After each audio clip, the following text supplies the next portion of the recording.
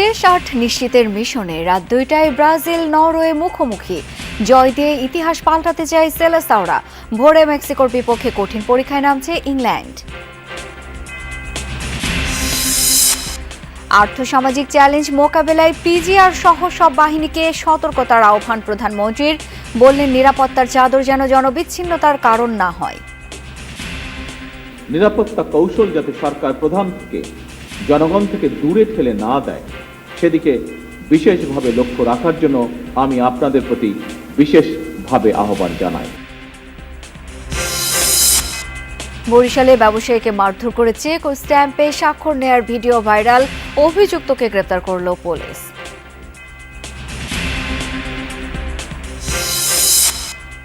বঙ্গোপসাগরে নিম্নচাপের কারণে উপকূলীয় বিভিন্ন জেলায় থেমে থেমে বৃষ্টি।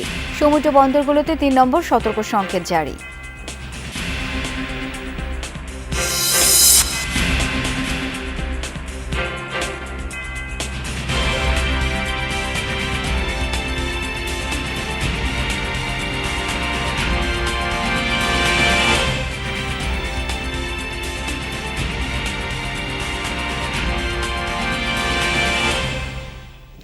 আমন্ত্রণ যমুনা নিউজে, আপনাদের সাথে আছি আমি শাওন দত্ত। এতক্ষণ শিরোনাম দেখছিলেন। শুরুতেই জানাবো ফিফা বিশ্বকাপের খবর। শেষ ৮ নিশ্চিতের মিশনে 5 বারের বিশ্ব চ্যাম্পিয়ন ব্রাজিল মুখোমুখি হচ্ছে নরওয়ের। বাংলাদেশ সময় রাত ২টায় নিউ জার্সিতে মুখোমুখি হবে দুই দল। প্রতিপক্ষ নরওয়ে বলেই বাড়তি চাপ ব্রাজিল শিবিরে। নিজেদের ইতিহাসে একমাত্র নরওয়ের বিপক্ষেই কোনো জয় নেই 5 বারের বিশ্ব চ্যাম্পিয়নদের। মুখোমুখি 4 দেখায় 2টি করে জয় ও ড্রয়ে অপরাজিত দেশটি। তাই তো জয় দিয়ে ভাইকিংদের বিপক্ষে অতীত ইতিহাস পাল্টাতে চায় সেলেসাওরা। এদিকে ইনজুরির কারণে খেলা হবে না পাকেতার, তবে অ্যাভেলেবল থাকছেন রাফিনিয়া। এই ম্যাচেও শুরুর একাদশে দেখা যাবে না নেইমারকে। বিপরীতে আর্লিং হাল্যান্ডে চড়ে জয়ের স্বপ্ন। নরওয়ের হাই প্রেসিং ফুটবলে ব্রাজিলের মিডফিল্ডকে আরও দুর্বল করার পরিকল্পনা তাদের। পাশাপাশি কাউন্টার অ্যাটাকে ব্যবধান করতে চায় ইউরোপ প্রতিনিধিরা। দর্শক, ঢাকা বিশ্ববিদ্যালয়ের টিএসসি এলাকায় আমার সহকর্মী শামীম রেজা রয়েছেন। বিশ্বকাপে যারা ইতিমধ্যে এই খেলা দেখার জন্য অধীর আগ্রহে অপেক্ষা করছেন, আমরা একটু তাদের খবরাখবর জেনে নিতে চাই। শামীম, আর কিছুক্ষণ পরই তো ব্রাজিল নরওয়ে ম্যাচ। এই মুহূর্তে কেমন দেখছেন সেলেসাও সমর্থকদের উপস্থিতি? সেই সাথে জানতে চাই দর্শক সমাগম হয়েছে কিনা, আসতে শুরু করেছে কিনা তারা। হ্যাঁ শাওন, ইতিমধ্যে এখনো খেলা শুরুর আসলে ঘন্টা খানেক সময় বাকি আছে, কিন্তু ইতিমধ্যেই রাজধানীর বিভিন্ন স্থান থেকে ব্রাজিল সমর্থকরা টিএসসিতে এসে জড়ো হতে শুরু করেছেন। দেখতেই পাচ্ছেন আসলে ইতিমধ্যেই রাজু ভাস্কর্যের পাদদেশ এবং টিএসসির যে জায়গাটায় আসলে নিয়মিত খেলা দেখানো হয়, সেখানে আসলে সমর্থকরা ইতিমধ্যেই ভিড় করেছেন এবং সকলেরই আসলে প্রত্যাশা ব্রাজিল নরওয়ের যে উত্তেজনাপূর্ণ যে ম্যাচ, যে তীব্র প্রতিযোগিতাপূর্ণ যে ম্যাচ হতে যাচ্ছে, সেখানে সমর্থকরা, ব্রাজিল সমর্থক যারা আছেন তারা প্রত্যাশা করছেন তাদের প্রিয় দল আসলে জয় লাভ করে রাউন্ড অফ 16 থেকে যে কোয়ার্টার ফাইনালে অতিক্রম করবে, এমনটাই তারা প্রত্যাশা করছেন। এবং এখানে আসলে তাদের যেসব সমর্থকরা আছেন, আমরা একটু কথা বলার চেষ্টা করবো তাদের সাথে, যে তারা আসলে কি প্রত্যাশা করছেন।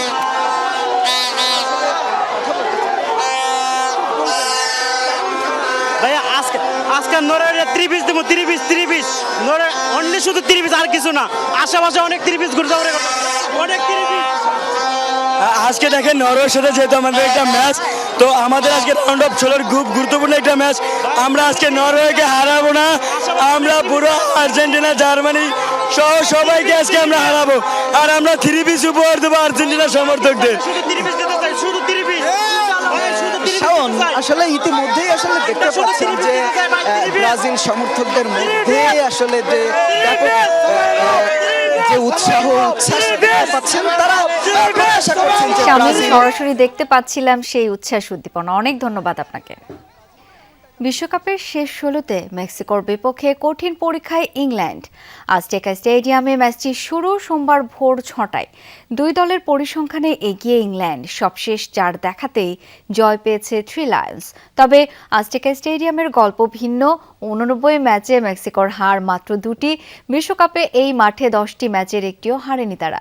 এবারের বিশ্বকাপেও ৪ ম্যাচে এখনো কোনো গোল হজম করেনি হাভিয়ে আগেরের দল। অন্যদিকে আজটেকায় রয়েছে ইংল্যান্ডের তিক্ত স্মৃতি। ১৯৮৬ বিশ্বকাপে এই মাঠে ম্যারাডোনার হ্যান্ড অব গড খ্যাত গোলে বিদায় নিয়েছিল ইংল্যান্ড। এছাড়া ম্যাচের দিন রয়েছে ঝড়ের পূর্বাভাসও।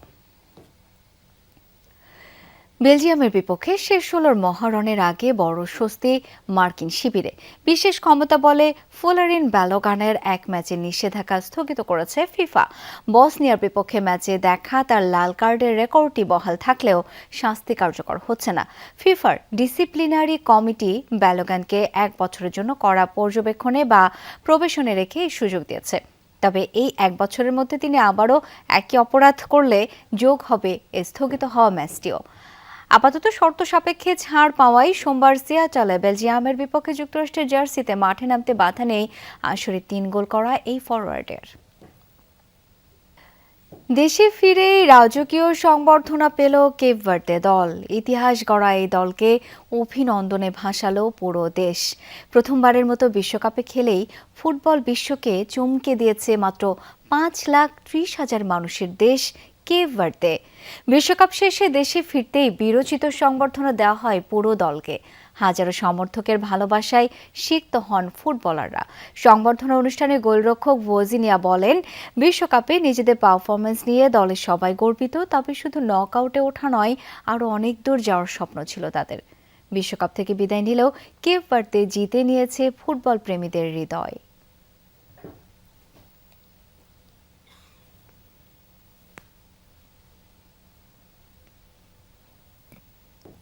নিরাপত্তা কৌশল যেন জনগণ থেকে সরকার প্রধানকে দূরে ঠেলে না দেয়, সেদিকে লক্ষ্য রেখে পিজিআর সদস্যদের নিরাপত্তা কৌশল বিন্যাসের আহ্বান জানিয়েছেন প্রধানমন্ত্রী তারেক রহমান। ঢাকা সেনানিবাসের রেজিমেন্টের ৫১তম প্রতিষ্ঠাবার্ষিকীর অনুষ্ঠানে এই আহ্বান জানান তিনি। বলেন, সশস্ত্র বাহিনী দেশপ্রেমে উদ্বুদ্ধ হয়ে পেশাদারিত্ব বজায় রাখলে দেশের সার্বভৌমত্ব আর কখনো হুমকির সম্মুখীন হবে না। প্রেসিডেন্ট গার্ড রেজিমেন্ট বাংলাদেশ সেনাবাহিনীর বিশেষায়িত সুশৃঙ্খল ও পেশাদার সামরিক ইউনিট। ১৯৭৫ সালের ৫ জুলাই গঠিত হওয়ার পর থেকে এই রেজিমেন্ট রাষ্ট্রপতি, প্রধানমন্ত্রী এবং রাষ্ট্রীয় অতি গুরুত্বপূর্ণ ব্যক্তিদের নিরাপত্তা প্রদানের পাশাপাশি বিভিন্ন রাষ্ট্রীয় আচার অনুষ্ঠানে দেশের মর্যাদার প্রতীক হিসেবে গুরুদায়িত্ব পালন করে আসছে। বিশেষায়িত এই বাহিনীর ৫১তম প্রতিষ্ঠাবার্ষিকী উপলক্ষে ঢাকা সেনানিবাসে পিজিআর সদর দপ্তরে যান প্রধানমন্ত্রী তারেক রহমান।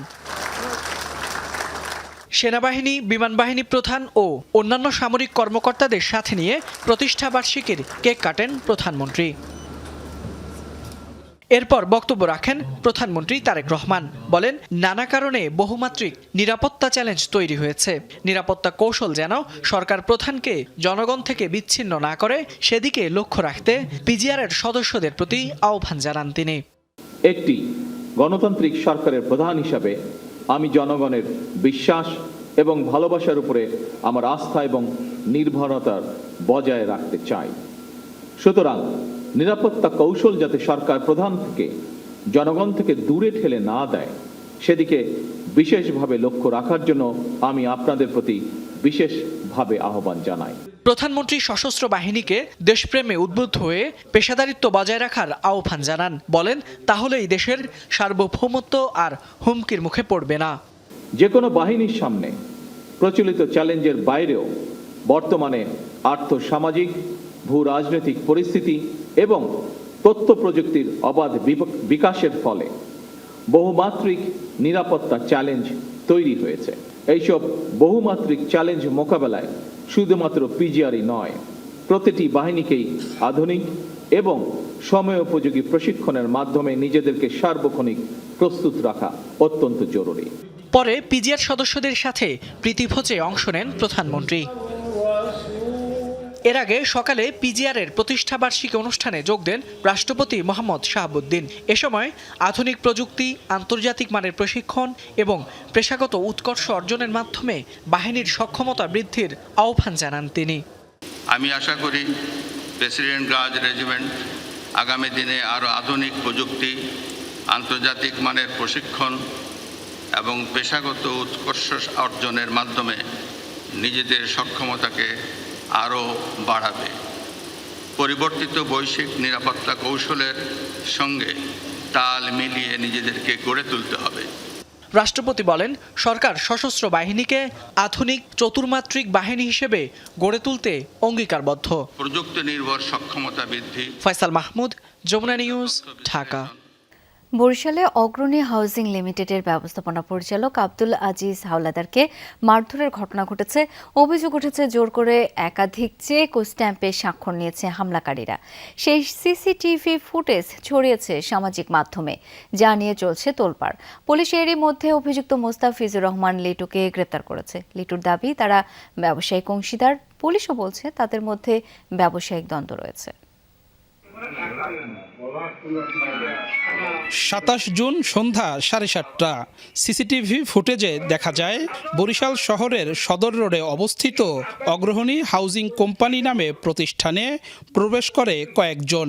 এক পর্যায়ে প্রতিষ্ঠানটির ব্যবস্থাপনা পরিচালককে মারধর করে স্বাক্ষর নেয় হামলাকারীরা। ঘটনাটির ফুটেজ ভাইরাল সামাজিক মাধ্যমে। হামলার শিকার আব্দুল আজিজের দাবি, শহরের কাঠপট্টি রোড এলাকার বাসিন্দা মোস্তাফিজুর রহমান লিটুর নেতৃত্বে চালানো হয় হামলা।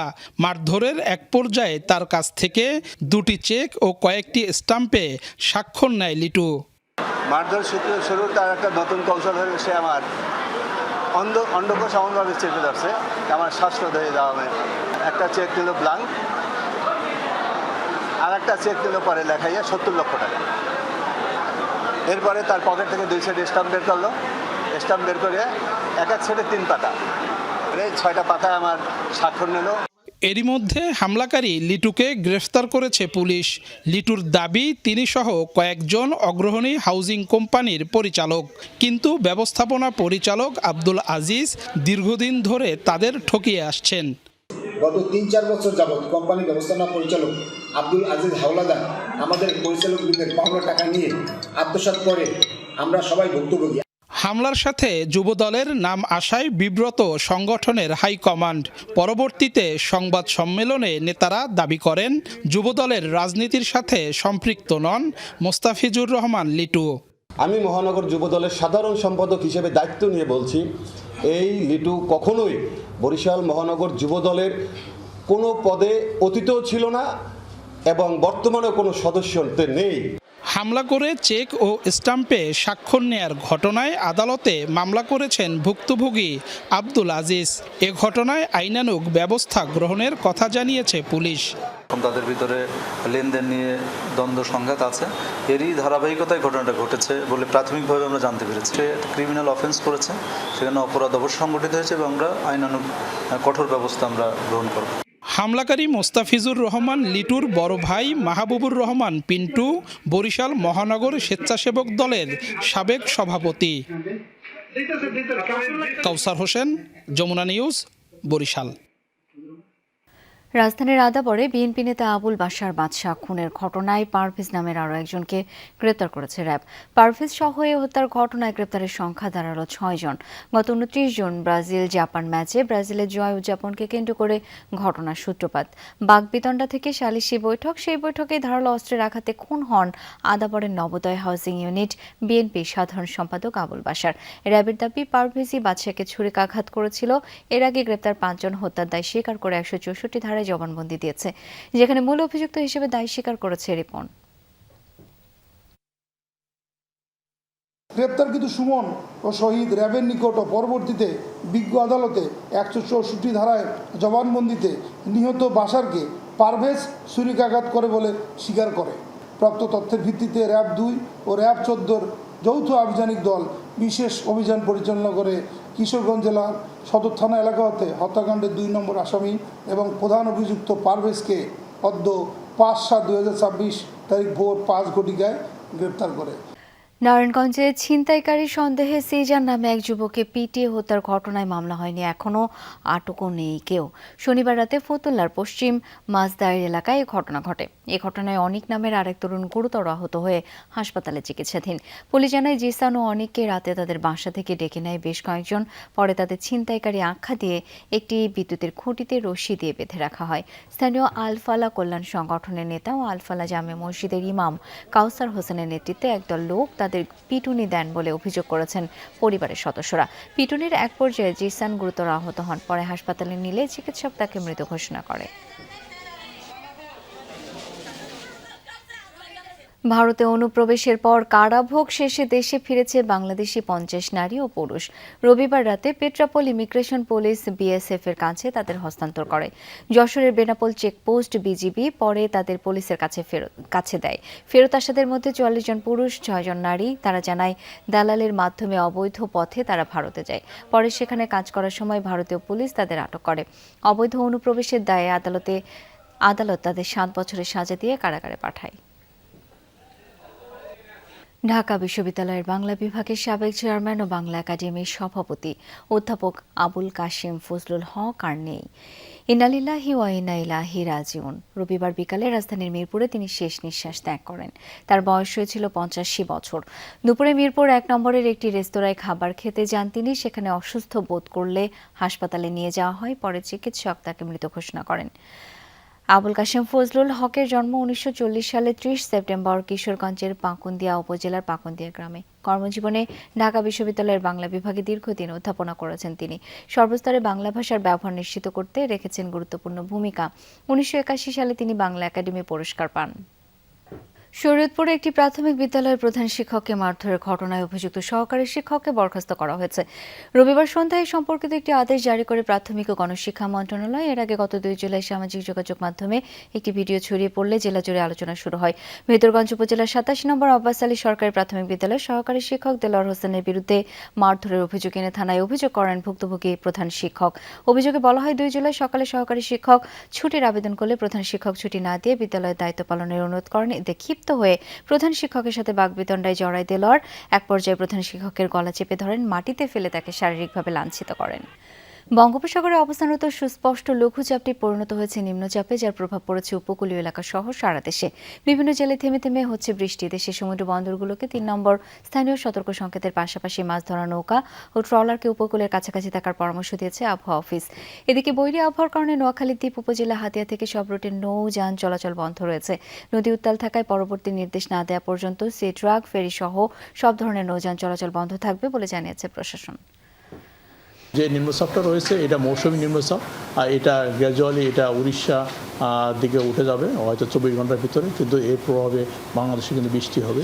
ইতিমধ্যেই দক্ষিণ অঞ্চলে অনেক জায়গায় বৃষ্টি থেমে বৃষ্টি হচ্ছে এবং বৃষ্টিটা বেড়ে যাচ্ছে। দক্ষিণ অঞ্চলের সাথে সারা দেশে বৃষ্টি বেড়ে যাবে। ইরানের প্রয়াত সর্বোচ্চ ধর্মীয় নেতা আয়াতুল্লাহ আলী খামেনির প্রথম জানাজা অনুষ্ঠিত হয়েছে রবিবার। তেহরানের ইমাম খোমেনি গ্র্যান্ড মসাল্লায় অনুষ্ঠিত হয় খামেনি ও নিহত অন্যান্য সদস্যদের জানাজা। এতে ইমামতি করেন আয়াতুল্লাহ সোবাহানি। জানাজায় অংশ নিয়েছেন লাখ লাখ মানুষ। ছিলেন আল খামেনির 3 ছেলেও। নিরাপত্তাজনিত কারণে ছিলেন না আরেক ছেলে বর্তমান সর্বোচ্চ নেতা মুস্তাফা খামেনি। খামেনিকে শ্রদ্ধা জানাতে গ্র্যান্ড মসাল্লায় জড়ো হন ইরানিরা। খামেনি জানাজায় অংশ নিয়েছেন প্রেসিডেন্ট মাসুদ পেজেশকিয়ান, স্পিকার বাঘের কালিবাব সহ ইসলামী প্রজাতন্ত্রের শীর্ষ ব্যক্তিত্বরা। জানাজায় অংশগ্রহণকারী বেশিরভাগ মানুষের যুক্তরাষ্ট্র ইসরায়েলের প্রতি ক্ষোভ প্রকাশ করেন।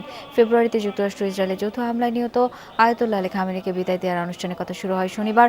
7 দিনের এই আয়োজনে অংশ নিয়েছে অন্তত 100 দেশের প্রতিনিধি। তেহরান, কোম এবং ইরাকের কারবালা ও নাজাফে জানাজা শেষে আগামী 9 জুলাই জন্মস্থান মাশহাদে দাফন করা হবে প্রয়াত ইরানি নেতাকে।